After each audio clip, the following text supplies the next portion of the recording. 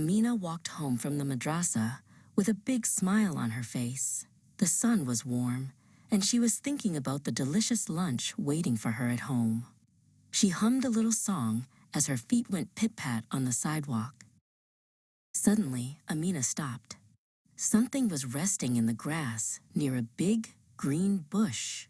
It was a brown leather wallet. She leaned down and picked it up. It felt heavy in her small hands. Amina opened the wallet carefully.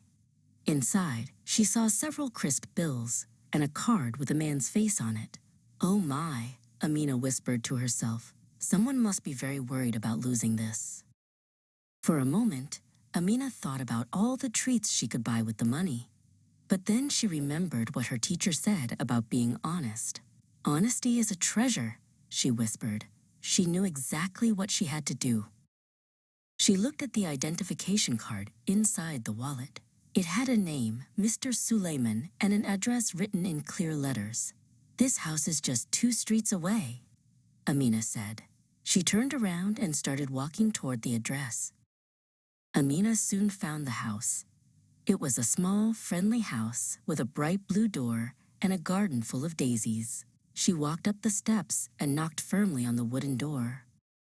The door creaked open, and an old man stepped out.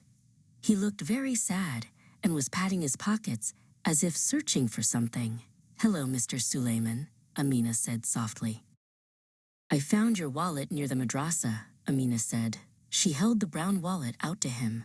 Mr. Suleiman's eyes grew wide with surprise.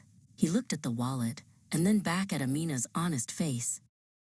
"Oh, thank you, little one," Mr. Suleiman cried. He was so happy that his hands shook.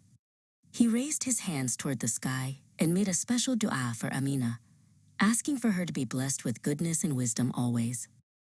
Amina walked the rest of the way home feeling lighter than a feather. She realized that by being honest, she had earned the trust of a neighbor.